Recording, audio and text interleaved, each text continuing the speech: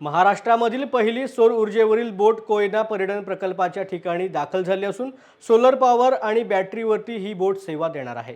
ही बोट बनवण्यासाठी 1.5 वर्षांचा कार्यकाळ लागला असून ही बोट संपूर्णपणे भारतीय बनावटीची आहे। यामधील मशिनरी, बॅटरीज किंवा सोलर पॅनल हे सर्व भारतातीलच असून मेक इन इंडिया या योजनेअंतर्गत ही बोट बनवण्यात आली। दरम्यान ही बोट कोयना जिल्हा पर्यटन प्रकल्पामध्ये पर्यटकांसाठी कार्यरत करण्यात आली। ही बोट बनवण्यासाठी तापोळा गावचे सरपंच रमेश धनवडे आणि इंजिनियर्सनी कष्ट घेतले। त्यांच्याशी बातचीत केले आमचे प्रतिनिधी ओमकार सोनवले यांनी।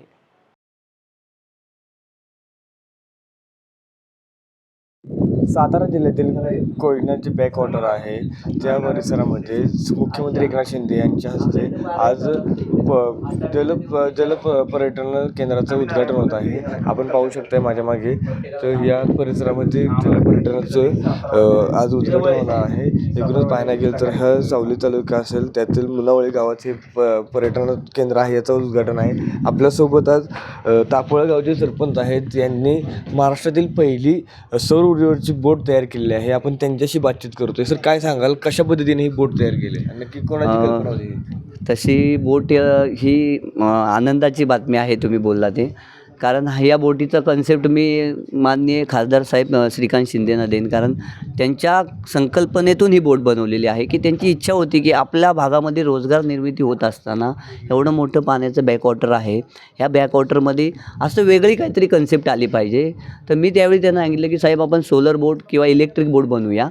तर ते बोलले की तू एकदा बनव, काय नक्की होतं आहे त्याच्यावरती आपण पुढं मग त्याची पॉलिसी बनवू, इथल्या स्थानिकांना रोजगार वाढेल कसा, स्थानिकांना आपण शासनातर्फे फंड कसा देता येईल, अशा काहीतरी माध्यमातून आपण, पण जोपर्यंत डेमो होत नाही तोपर्यंत प्रॅक्टिकल कागदावरती दाखवणं आणि प्रॅक्टिकल दाखवणं याच्यात फरक आहे। तर आपण हे प्रॅक्टिकल आज दाखवतो आहे। साहेब आलेले आहेत, मुख्यमंत्री साहेब, त्यांनाही आज बोट दाखवणार आहे आपण।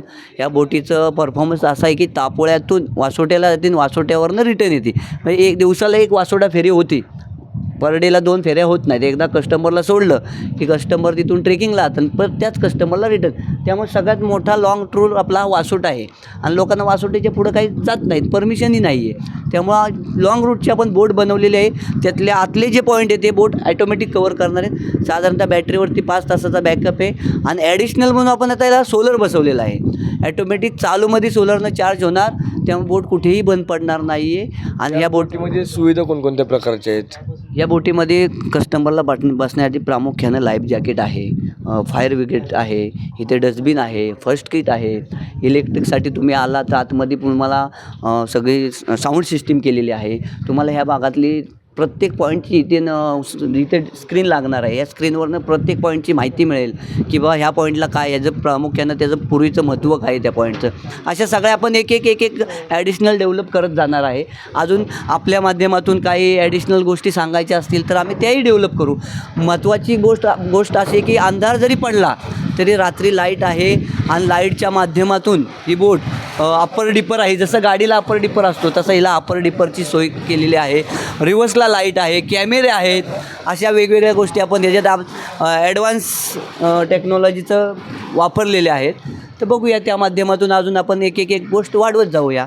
आपल्यासोबत जी बोट तयार केली आहे ही सौर ऊर्जेवरची, त्यांचे इंजिनियर आपल्यासोबत आहेत। तर नक्की कशा पद्धतीने ही बोट तयार केली गेली आहे, किती दिवस लागले त्या बोट तयार करण्यासाठी आणि नक्की काय खर्च वगैरे आला आहे? नमस्कार, मी ऋषी मेहता, एलटेक प्रपल्शन आमच्या कंपनीचं नाव आहे आणि आम्ही बोट तयार केली आहे।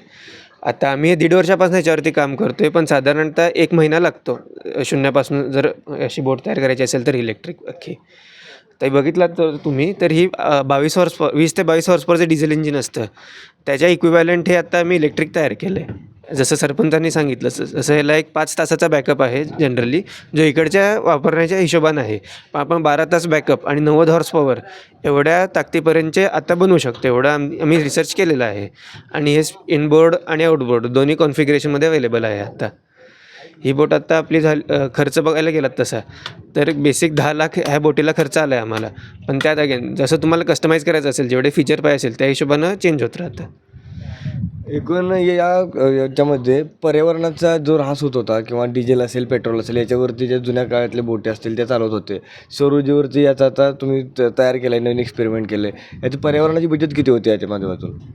आता तसं बघायला गेलं तर ह्या भागात 400 ते 500 बोटी आहेत. म्हणजे त्यांचं वार्षिक कार्बनचं उत्सर्जन 300 टनाच्या जवळपास जातं.